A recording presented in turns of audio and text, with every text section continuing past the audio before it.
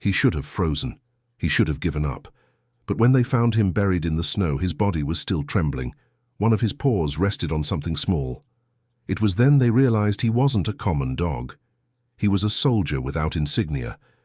It was a German shepherd with blood-stained coat, visibly weakened by hunger and cold, and yet he refused to move.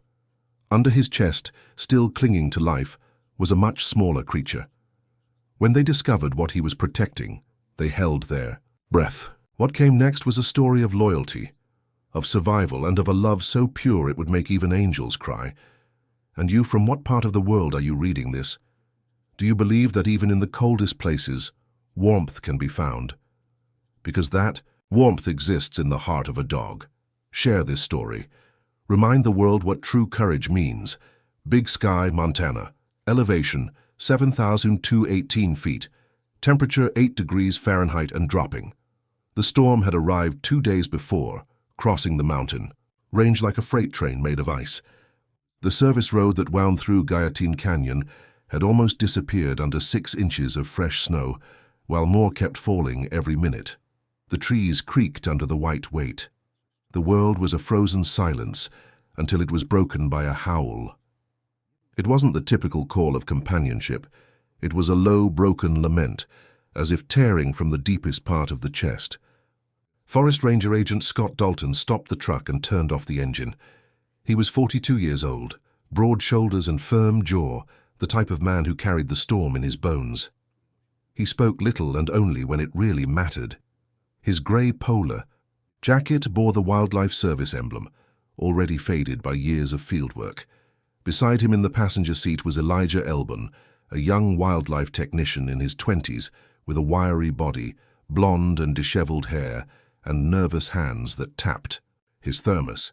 He had grown up on a horse ranch and knew how to read tracks like others read books. Although sharp and observant, he was still considered inexperienced in Dalton's eyes. It was Eli who broke the silence. "That wasn't a coyote," he said, straightening in his seat. Dalton grunted in agreement. "No, that was something else." Without wasting time, they descended from the vehicle and followed the sound on foot, making their way with snowshoes and flashlights, cutting through the blizzard. The howl was heard again, this time closer. It was Eli who saw the silhouette. First, a dark lump at the foot of a ridge, partially buried. "There," he said, quickening his pace. What they saw left them breathless. It was a large dog, a German shepherd, crouched and half-covered by snow. One of his paws extended protectively over a smaller form pressed against his chest. The dog's coat was matted with ice, his breathing was shallow, and his half-open eyes remained attentive. When Dalton approached, the dog emitted a low growl. It wasn't aggressive, it was desperate. The smaller form moved. It was a puppy of no more than 5 weeks, trembling under the protection of the larger body. It had reddish-brown fur, possibly a shepherd mix. It whimpered softly, then went still again. Dalton crouched cautiously. "Easy, friend. We're not going to hurt you," he said with a calm voice while removing his glove and extending his hand. The shepherd didn't bite him. He only moved an ear slightly. It was all the energy he had left. "Jesus," Eli whispered. "He's been like this for days, hasn't he?" "It looks like it." They didn't dare move them yet. Eli ran to the truck for blankets and heat, while Dalton stayed behind, gently removing the snow surrounding the dogs. The storm intensified. The wind lashed the ridge and struck Dalton's coat, but he didn't move. He just watched with a heavy-hearted dog who refused to die because he still had something to love. The German shepherd's name was a mystery, but it was enough to look into his eyes to understand that he knew humans, not as friends, not even as enemies. He knew them as salvation, and yet he didn't move an inch. Help was approaching. Eli returned. With a thermal blanket and a heating pad they kept in the truck. "We'll have to move them carefully," one of them said, but Dalton, observing the scene in silence, shook his head slightly. He won't leave the puppy until he knows it's safe." Eli hesitated a moment, then nodded.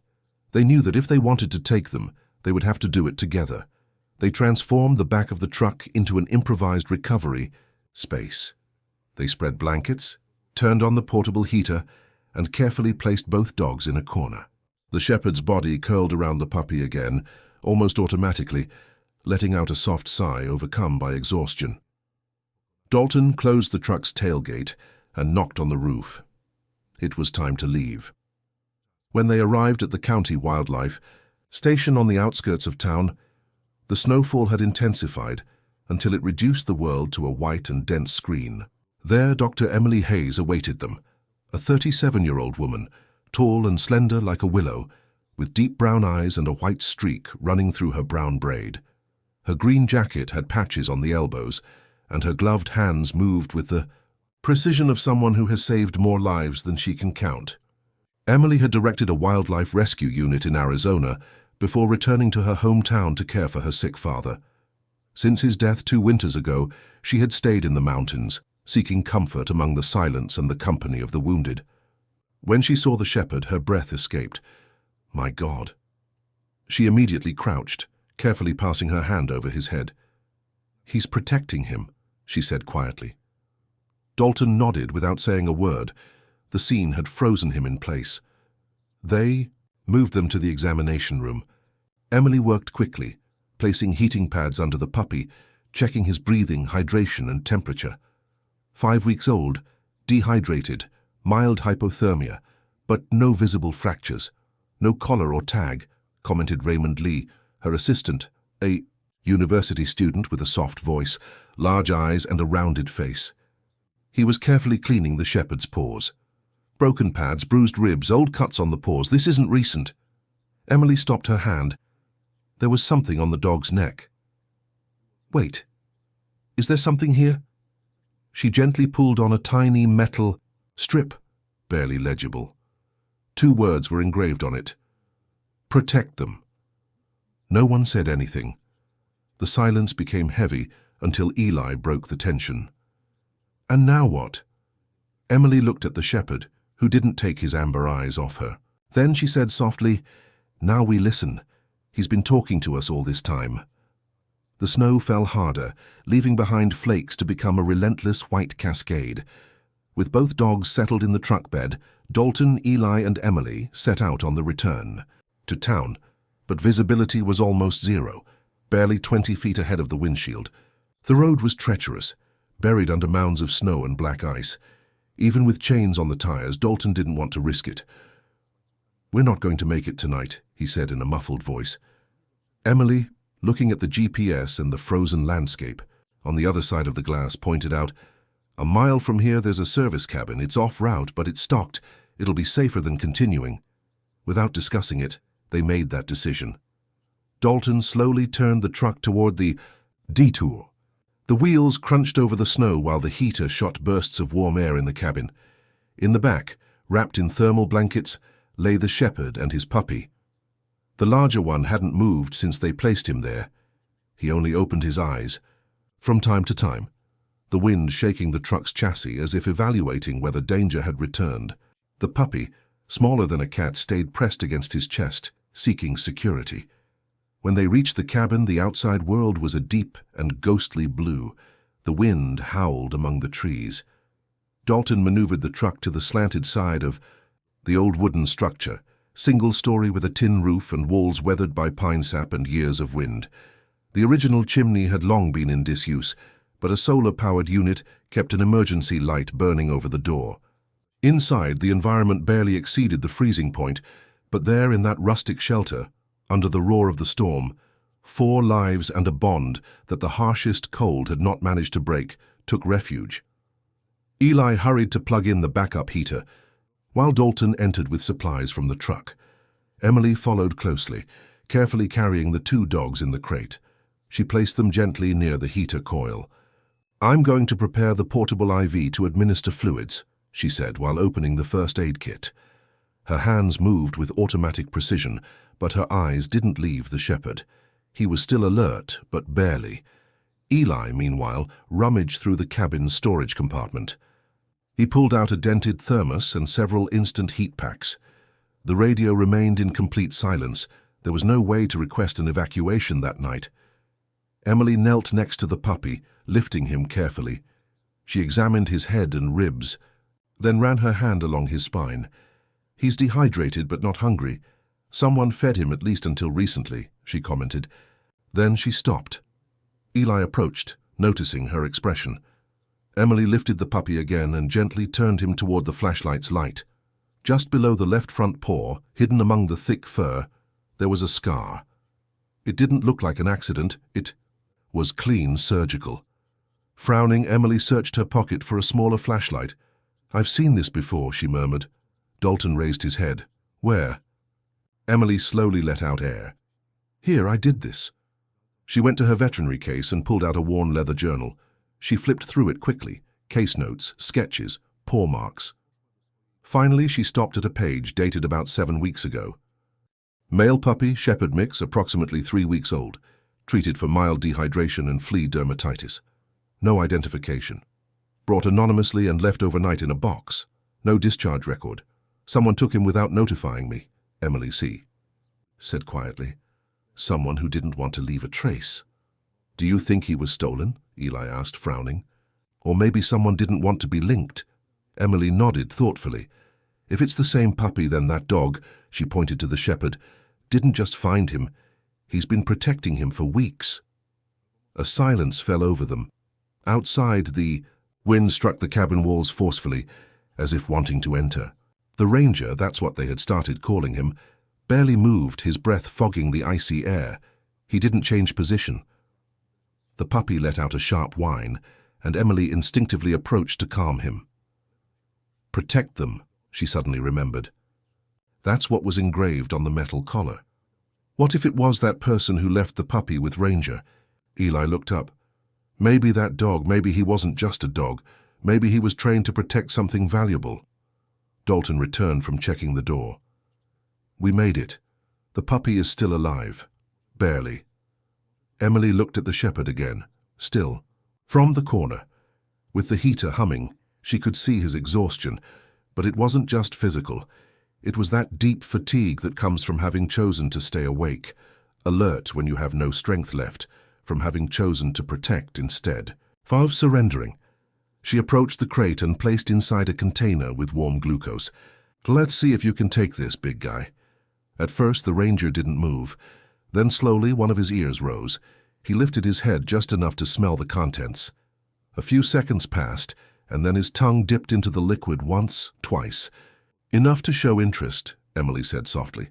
"He's not out of danger yet, but that's something." The storm continued relentlessly. Hours passed without respite. They resigned themselves to spending the night there. The shepherd drank a little more. The puppy, while sleeping, began to move gently as if dreaming. Emily settled into a folding chair near the crate, finally allowing herself to rest her back against the wall. She watched the two survivors, united by something no one could yet explain. The blizzard didn't let up by morning. Dawn didn't bring light. Only a pale grayness that blurred the line between forest and sky. Inside the ranger's cabin, the generator hummed below, and the heat from the improvised heating system slowly spread through the wooden walls. The shepherd remained curled around the puppy, whose small abdomen rose and fell with a firmer rhythm. Eli slept wrapped in a blanket in a corner.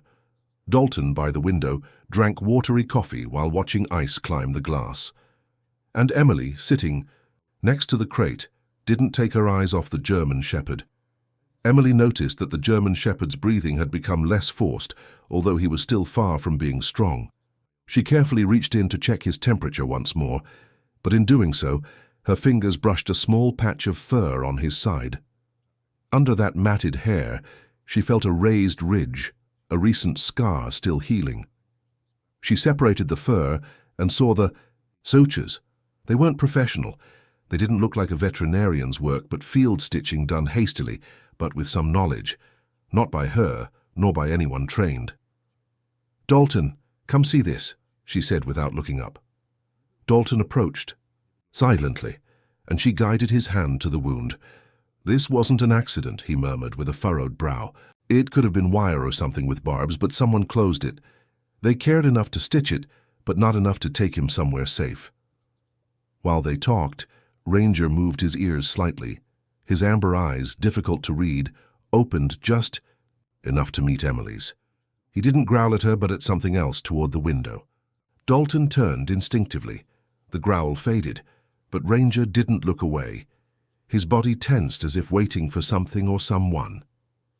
Emily approached the window, cleaning the condensation with her palm. The snow continued falling heavily.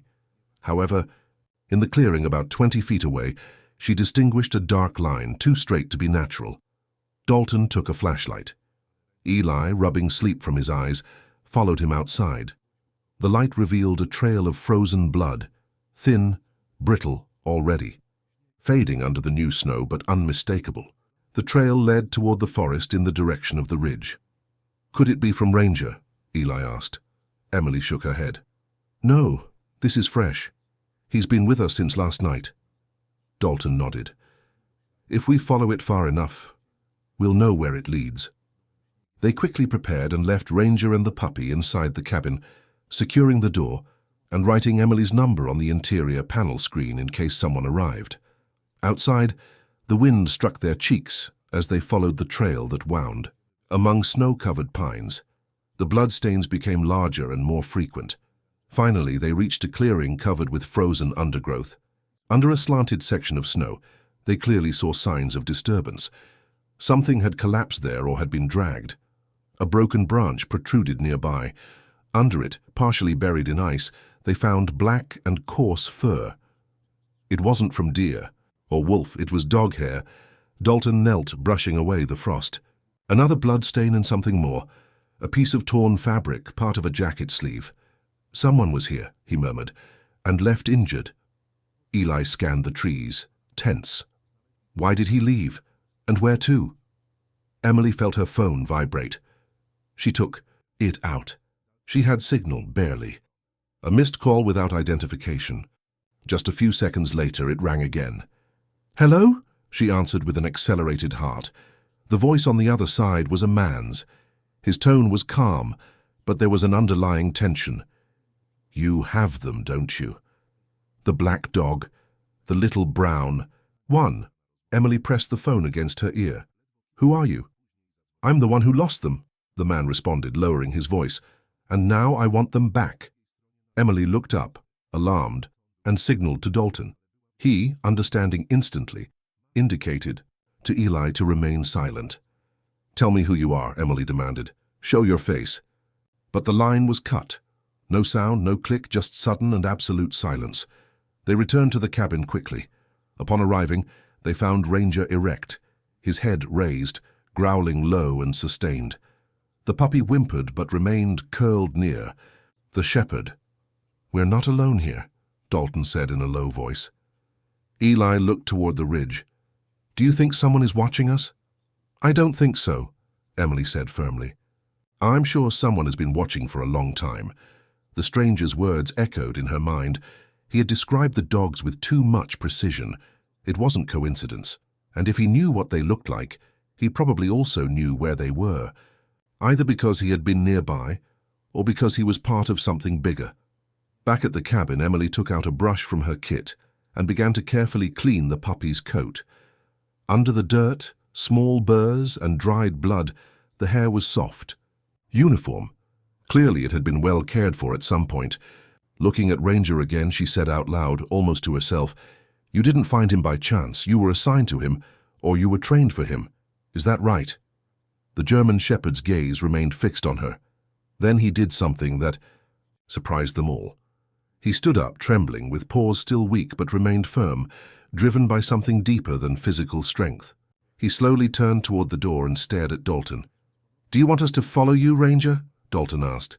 The dog emitted a low whine and touched the door with a paw. Just as the storm had begun to subside at that late hour of the morning, the sky showed pale gray, heavy, and the snow fell in silence, no longer with fury.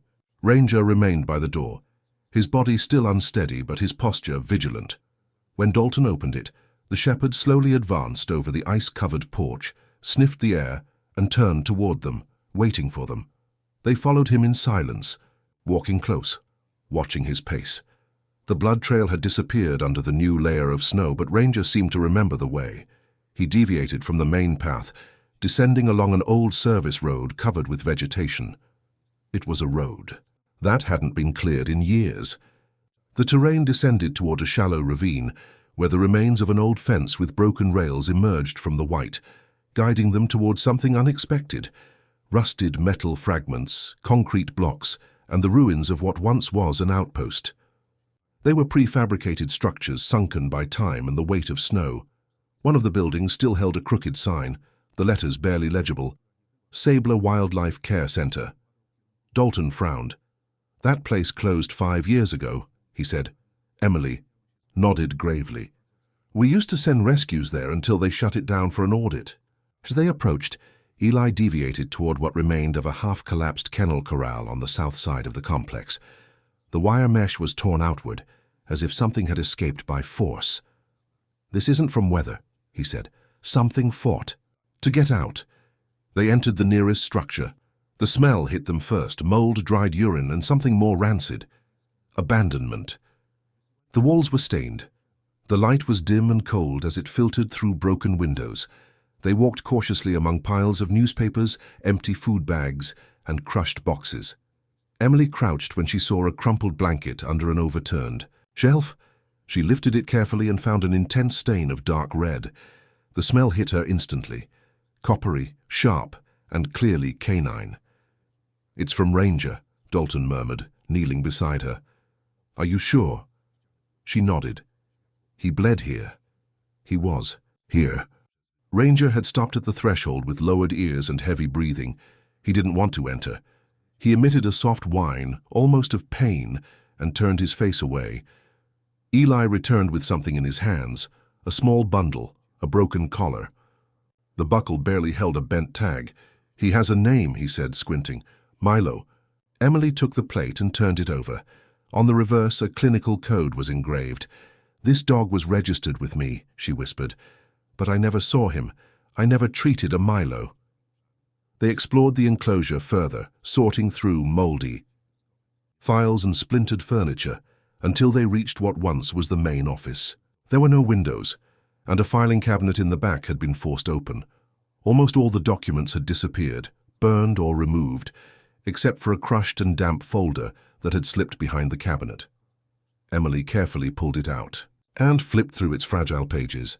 "Admission records," she said, "but no discharge records. Look at this." The dogs were registered, assigned identification codes, and then nothing. No transfers, no adoptions, no death reports either. Dalton's face darkened.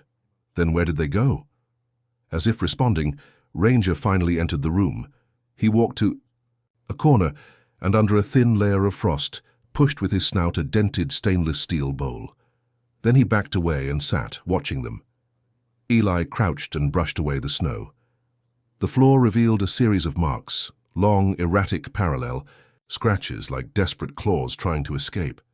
"This wasn't a shelter," Emily said in a low voice. "It was a warehouse," Dalton responded, straightening up, "and Ranger was here." They left the building, their steps marking the snowy ground. They continued their sweep toward the edge of the terrain beyond the last line of collapsed structures, guided by silence, distrust, and the dog who seemed to remember every step. "Over here," Eli shouted. The others ran toward him, finding him at the base of a tree. He held a metal hook half buried in the earth, attached to a frayed rope. Nearby, an old transport cage lay on its side with broken hinges. "There was a struggle," Eli said, examining the place. "Someone didn't want them to be found."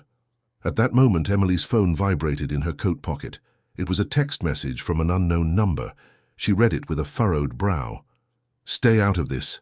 You don't know what you're getting into." She showed the message to Dalton. He looked at it and his jaw tensed. "Someone is afraid we'll find the rest." Emily sat next to Ranger, gently placing her hand on the German shepherd's back. "You escaped," she murmured. "You saved the puppy. You guided us here." The dog didn't move, but she could feel the tension under his coat that contained energy of someone who is always alert. He carried with him a burden, a responsibility. He wasn't just a rescue dog, perhaps also a therapy dog, maybe even more than that. Eli, from the front seat of the truck, turned toward them. "How are you so sure?" Emily reached into her bag and pulled out a laminated flyer, wrinkled and somewhat faded by the years. She had carried it in her field equipment for a long time. On it was the image of a German shepherd with a blue vest next to a child in a wheelchair. The text read, "Therapy companions that unite hopes." She placed the flyer next to Ranger and looked at him gently. "Was it you?" The dog closed his eyes and for the first time let out a sound. It wasn't a growl or a whine, but a deep and constant breath, as if finally releasing something he had been holding back for too long.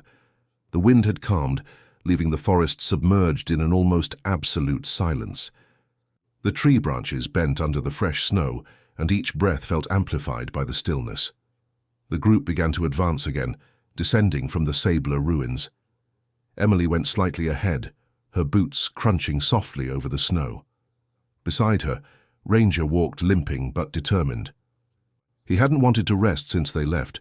In fact, his pace now accelerated, and with each stride he kept looking to his left, toward the depths of the ravine that branched off from the old path. Dalton adjusted the rifle on his shoulder, not as a threat but as a precaution. "Where is he taking us now?" he asked, his breath forming clouds in the cold air. Eli didn't respond. It wasn't necessary. Everyone could see it in Ranger's attitude, ears erect, head low, nose moving as if pursuing an impossible scent. He wasn't just tracking, he was reliving something. They reached an opening in the tree line where the snow became deeper. Suddenly, Ranger stopped, looked at them and raised a paw. Then he barked once, loud, urgent. Eli arrived last with a portable radio in his hand. He had finally caught a signal, though weak. "Still no dispatch responding," he murmured, but his voice faded when he looked at the ground in front of them. The earth descended in a gentle slope covered with snow. Barely visible, a strip of road crossed below and something metallic glinted under the snow. "It's a vehicle," Dalton said. They descended carefully. The snow crunched under their steps. At the base of the embankment, half buried, emerged the roof of a silver pickup truck. The snow had covered almost the entire structure, but a side mirror protruded, cracked, and covered with ice. Emily approached the driver's side, and with her, Sleeve removed snow from the window. The interior was dark until she distinguished a silhouette, a frozen female face. "There's someone inside," she said, her voice caught in her throat. Dalton opened the driver's door while Eli circled to the passenger side. Cold air escaped with a penetrating smell, old gasoline, plastic, and a faint trace of wet wool and milk. Inside, the woman was slumped over the steering wheel. Her skin was pale, almost blue. Her hands still gripped the steering wheel tightly. She couldn't have been more than 30 years old, brunette with delicate features. Her face still showed mute desperation even in death. "She's been here for days," Emily murmured with a broken voice. Behind her, Eli opened the back seat of the pickup and found a canvas diaper bag. Emily opened the canvas bag and carefully pulled out a powdered milk bottle, a package of infant formula, and wrapped them tightly in a Ziploc bag. She also found a small blanket with paw prints printed on it. "She was traveling with the puppy," she murmured. "She brought supplies for him." Dalton stepped back, observing the complete panorama. The snow covered everything. No one would have known she was there. Ranger emitted a low sound between a whine and a snort and moved toward the back of the vehicle. Under a layer of snow and ice, a broken cell phone peeked out. The screen was dead, the battery drained, but on the case a faded sticker could still be distinguished. "Don't shop, adopt." They took the phone back to the truck and connected it to Eli's charger. After several failed attempts, the screen finally lit up with a dim glow. Emily, following a hunch, entered a code, 1102. It was a date, a child's birthday. The phone unlocked. They reviewed the messages. The last one, caught in the outbox, was never sent. It said, "He took the other dogs. I'm going to look for Milo. If I don't come back, tell someone. His name is Ranger. He's not just a dog. He's trained. He'll protect him." Emily's hand trembled as she opened the photo gallery. The last image had been taken just a few days before. The woman, smiling, was in front of the same pickup where she now lay. She held a small brown puppy wrapped in the same blanket she had just found. Ranger was beside her, alert, without collar or vest. "Her name is Cassie," Emily said quietly. "Cassie Monroe." I recognize her. I remember seeing her 2 years ago during the spring floods. She had brought stray dogs to rescue them from flooding. Soft voice, always wanted to be a foster mother, though she didn't have the resources. Emily thought that maybe she had finally achieved it. Eli, who was reading over her shoulder, commented, "She mentioned that he took the other dogs. It has to be her ex." Dalton nodded with a grim expression. "Houghton, and if he's linked to Sabler, he probably discovered what they were doing and she fled." Emily looked at Ranger. He held her gaze for an instant and slowly, as if the moment demanded respect, lay down next to the puppy. He didn't wag his tail, but his eyes softened before closing. They returned to the wildlife station in silence. The snow had given way to a floating whisper. The sky remained grey and low, while the barely cleared roads allowed a slow descent toward town. In the back of the truck, the puppy breathed more strongly, more stable with each hour. Ranger, like a sentinel of skin and muscle beside him, vigilant.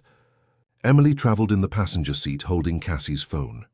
Her fingers brushed it absent-mindedly, as if seeking warmth in something much colder than glass. They arrived at the station in the late afternoon, but they weren't alone. A black pickup waited for them outside. A tall and thin man stood next, to it with a coat too thin for the weather and a manila folder in his hand. Emily tensed immediately. "Who the hell is that?" she asked Eli. "Looks like he's been waiting," he responded, observing the stranger. The man approached with a calm and determined step. He introduced himself as Victor Kane, a man of about 40 years with olive skin, dark hair with grey at the temples, and eyes so clear they almost had no color. He wore metal-framed glasses and behaved with meticulously rehearsed courtesy. "Dr. Emily," he greeted, extending the folder. "I believe you have something that belongs to me." Dalton stepped forward firmly. "State your business." Victor sketched a slight smile. "I represent a canine recovery service contracted by a former rescue operation based in Missoula. The German Shepherd you have was part of an experimental therapy program and was marked as missing. So I'm here with recovery and reacquisition documents." Emily took the folder and flipped through the documents. Everything seemed in order, typed, sealed, notarized. Too perfect. Something inside her churned. "Where's your license for interstate transport and who exactly hired you?" Victor's smile didn't move. "Unfortunately, the organization was absorbed by a private entity before litigation could be completed. I don't have authorization to reveal names." "Convenient," Dalton murmured. At that moment, a low growl arose behind them. "Ranger." The sound quickly intensified into a guttural roar. He jumped from the truck, positioned himself between Victor and the puppy with rigid body, erect ears and exposed teeth. It wasn't fear. It was fury. Victor's eyes fixed on the dog. Emily, feeling the tension, stepped back and crouched next to Ranger, gripping his collar with both hands. As she passed her fingers under the leather where it joined the fur, she noticed something that lightly pricked her thumb. "A chip," Eli murmured, appearing beside her with a portable scanner he had brought from the station. Emily held the scanner. Over the base of the collar, it emitted a faint beep and the screen lit up with a code. VTR 2410 appeared. A message read, "Registered value, therapeutic rehabilitation program terminated. Handler discontinued. Custody unassigned." Dalton leaned to read. "Unassigned. It doesn't say it belongs to anyone," he commented. Emily turned toward Victor, showing him the screen. "According to this, he has no registered owner. He's not yours." Victor's voice hardened. "You don't understand what that dog is. He's not a pet. He's property, developed, trained, and maintained with private funds. A controlled asset." Ranger growled. Emily stepped between them. "He's a living being, and judging by his scars and behavior, he was mistreated. This chip only proves they discarded him." Victor's expression darkened. "You're interfering with a recovery protocol. That's a violation." Dalton raised his hand firmly. "Then you can take your protocol and leave. The dog stays." Victor opened, his mouth to protest, but was interrupted by the sound of an engine. A new vehicle entered the parking lot, a white pickup with the emblems of the Gallatin County Animal Welfare Division. From it stepped a woman of about 50 years, broad shoulders, gray and blonde hair pulled back in a simple bun. She wore a thick jacket, khaki pants, and snow boots. Her expression was severe, almost impenetrable.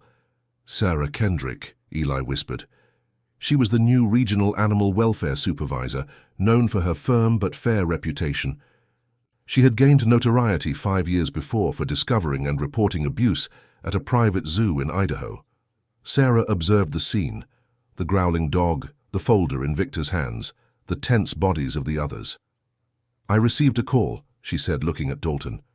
"They reported a transport infraction involving an unlicensed handler. Is that you?" Dalton didn't flinch. "It's him." Victor stepped forward with visible irritation. "Officer Kendrick, I assure you I'm acting within authorized recovery parameters." Sarah raised her hand and took the folder, scanning it quickly. "This paperwork isn't valid in this county," she said. "And this program," she touched the document's header, "was shut down. I know because I helped write the final report." Victor's jaw tensed. Sarah turned toward Emily. "Doctor, you currently have in your possession an animal with a chip from an extinct agency. According to law, his custody reverts to local authorities for evaluation. If the animal is stable and doesn't represent danger, you may proceed with placement or extended care." Emily nodded, understanding everything. Sarah approached Ranger and crouched carefully. "Do you remember me?" she asked gently. "You were at the Missoula site, weren't you? You were quieter than the others." Ranger didn't growl. He slowly lowered his head, as if recognizing her scent. Sarah gently caressed him, pausing as she passed over one of the scars on his back. "No one is going to take you away again," she whispered. "Not like this." Victor exhaled forcefully. This wasn't over. Sarah straightened calmly. "Today it is. Go away, Victor." Victor hesitated, but with 3 witnesses, an official county vehicle, and a dog still ready to protect the puppy behind him, he had no other choice. He turned around and walked quickly toward his truck. The gravel crunched under his boots. Before he started up, the tires barely sliding on the packed snow. "He'll be back," Dalton said quietly. "I know," Sarah replied, looking at Emily. "That's why I'm going to formalize the official transfer." Ranger finally relaxed, settling in, the snow with his eyes fixed on the puppy. Emily covered them with a blanket and whispered, "You're no longer anyone's property." 2 days had passed since Victor Kane left. The storm that had covered Big Sky with clouds and silence for a week finally gave way to the sun. Snow still clung to the rooftops and edges of the roads, but the air was different, clearer, cleaner. There were no more threats at the wildlife station. Inside, Ranger lay next to the reception counter on a navy blue fleece blanket. The small brown puppy curled up beside him, more alert, clumsily chewing on a stuffed toy that Emily had brought from her clinic. They were safe at last. The forest ranger watched with silent attention. His breathing was steady and his ears moved with every sound, every movement around him. Inside the office, the tension had given way to a more focused atmosphere. Emily was sitting at her desk, surrounded by scanned files, newspaper clippings, and archived emails. A local journalist had been calling insistently, wanting an interview about the snow dog with a soldier's heart, but Emily had declined each time. She wasn't ready to make that story public yet. Dalton, the sheriff's deputy, leaned against the doorframe with his arms crossed. "You know the sheriff is going to want to issue a statement," he said. "I know," Emily replied without looking up, "but first let's clarify the facts." That same morning, the sheriff's department had received a report from Detective Marcus Hall. He was a tall, middle-aged man, weathered by the years, dressed in his usual flannel and brown denim ensemble that seemed unchanged for 2 decades. Marcus was known for his patience, his firmness, and his absolute contempt for flattery, especially in animal abuse cases. A dog lover, he had been suspended once for adopting a K-9 unit without authorization. That hadn't taken away his compassion. If anything, it had reinforced it. He entered the office, removed his gloves, and tucked them into his belt. "I've tracked down Kane," he said, while handing Emily a folder. "His real name is Victor Leo. He changed it 10 years ago after a sealed accusation in Oregon for negligence and unauthorized breeding within a behavioral research program framework. There were never human victims. They were all animals." Emily felt her hands tighten. He wasn't just an opportunist, he was a repeat offender. Exactly, Marcus nodded. And there's more. He continued, pointing to the papers. We compared his DNA with hairs found in Casey Monroe's apartment. It's hers, confirmed. But the chip was transferred months ago with false documentation. That makes it stolen. So we're officially dealing with 2 victims, said Dalton, and a suspect with a record and possibly a trafficking network disguised as therapeutic training, added Marcus. I already sent the file to the prosecutor. Emily looked away toward Ranger. He had protected the puppy in the middle of a snowstorm, had gone hungry for him, had bled for him, all while fleeing from someone who considered him property. That makes him more than a victim, Emily murmured. It makes him a witness, Marcus replied. Emily blinked. A dog can be a witness? Marcus smiled slightly. Not in the traditional legal sense, but his physical condition, the GPS data, the recovered images, everything forms a testimony. His experience is key, and that makes him untouchable for people like Kane. That same afternoon, Sarah Kendrick returned to the station. Her presence, as always, felt firm and definitive, like the strike of a gavel. She carried a clipboard in her hand, and her breath was visible in the winter air. I've submitted the transfer documentation, she announced. The Forest Ranger is officially under the protection of Gallatin County's Animal Welfare Division. No one can touch him without a court order. She knelt next to Ranger and stroked his back with a firm, trained hand. You did well, old friend. Emily turned to her. And now we've gathered all the evidence, the report on Sabler, the photos of the complex, Casey Monroe's messages, the place where the vehicle was found, the cell phone, the files you discovered. Kane doesn't know it yet, but the walls are already closing in. Dalton approached the counter where the local Gallatin Sentinel newspaper had left a copy of the day. On the front page, a headline read, Shepherd Dog Saves Puppy in Storm, a Hero with Fur. What a shame the real story is much darker, he murmured.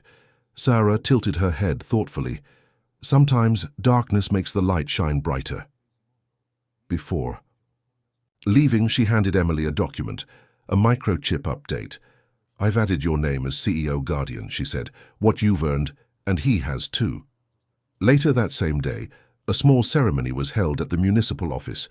There were no cameras or reporters, just a few people who mattered. Ranger stood firm on his 4 paws. Emily, with a simple blue collar in her hands, held the puppy now called Ash, short for Ashwood, the place where they found him, wrapped in a grey knit blanket.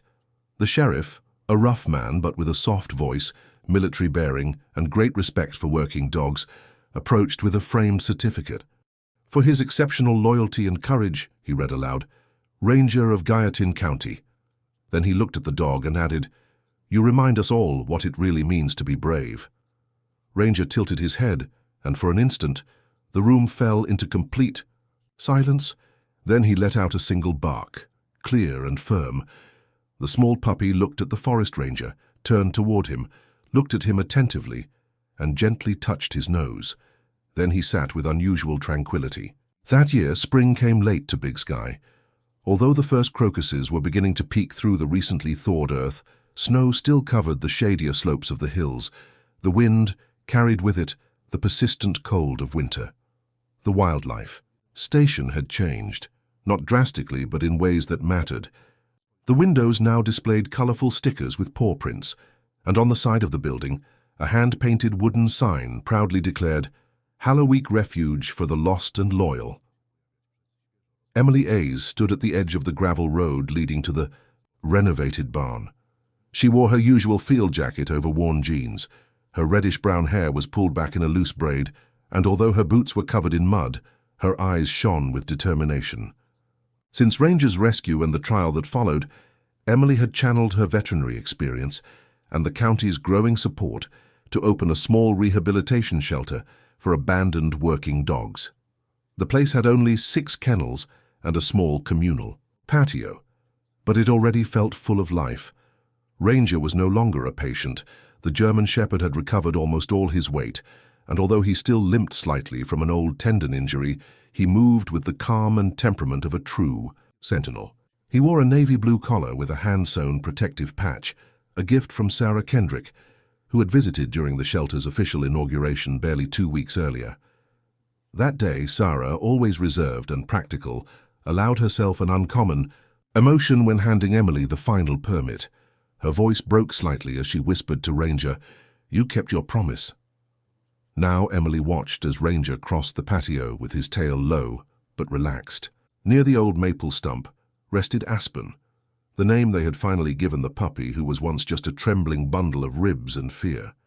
He was no longer fragile. Now he was a young dog with golden fur, unstoppable energy, and eyes full of life. His snout had begun to darken slightly, and he already chased moths and stole socks from Emily's dirty laundry basket. But that day Aspen wasn't alone. Curled up beside him was a new puppy with mottled grey and white fur, barely a few weeks old. He limped on a hind leg and had restless eyes. They had found him 2 nights before at a rest stop by the highway, tied to a box with a note that said, "Too much for us." He hadn't barked once, but Aspen had accepted his presence from the first moment. On the porch, Liam Torres watched the scene with a warm smile. At 25, he was thin, agile, with curly black hair that was never combed, and a serene expression that seemed permanent. The son of Mexican immigrants, he had joined the service after volunteering during flood evacuations 2 years earlier. From the first day, he had created a deep bond with Aspen and hadn't separated from him. That morning, Liam gently called to Emily, and the new puppy timidly let himself be pushed toward the water bowl. Emily crossed the grass and crouched next. To them, Aspen, with a subtle but protective gesture, had extended a paw over the little one. Emily reached out and carefully ran her fingers through the puppy's matted fur. He shuddered but didn't back away. "He's going to be okay," she murmured. Behind her, Ranger watched from the shade, attentive. Aspen looked at him for an instant. Something intangible passed between them, a kind of silent understanding. Then Ranger emitted a low, deep growl of approval. That night, after feeding the puppies, and when the patio had fallen calm under a star-filled sky, Emily went out with a thermos of hot tea. She found Ranger at the edge of the field, watching the terrain where deer sometimes wandered at dusk. Without saying a word, she sat beside him, and together in shared silence, they watched over the world they had helped rebuild. "Do you know what you've done?" she asked softly. "You gave him a chance, and now he's doing the same for her." Ranger didn't move, but his tail brushed the ground just once. "You could have given up," she continued. "In the snow, in that cage, in that life. But you didn't." She turned her head slightly, just enough for her eyes to rest on him. "Do you know," Emily smiled, "you're not just a guardian, you're a teacher." The wind picked up, carrying with it the faint sound of Aspen's short, playful bark, followed by the soft sliding of paws on gravel. The puppy responded with another bark, and Emily watched as the 2 figures ran in the moonlight. Aspen's shadows always stayed a step behind the smaller puppy, gently pushing him when he slowed down. From behind, Ranger let out a soft growl of satisfaction, and then slowly lay down in the grass, resting his head on his paws and closing his eyes. There was no more worry in him. He had kept his promise. Sometimes God sends angels, not with wings, but with paws. Ranger didn't speak, but he taught us everything about loyalty that doesn't give up, love that asks for nothing in return, and the silent strength needed to protect the innocent. In the coldest storm, he became a shield. In the darkest moment, he became a light. And through him we remember that even the most broken can be chosen to carry out something sacred. Maybe you've felt lost. Maybe you've been hurt. But like Ranger, your pain can become the miracle that eases someone else's pain. Sometimes the one who saves is also the one who was saved. If you believe in second chances, if you believe that God still works through the humble and the voiceless, then share this story. Leave a comment and tell us how it has touched your heart. Write Amen if you believe there's a purpose behind every life, even that of a dog. Subscribe to our Kindred Creatures channel to help us spread more stories of grace, healing, and hope. May God bless every soul who sees this. May you find warmth in the storm and light in the silence.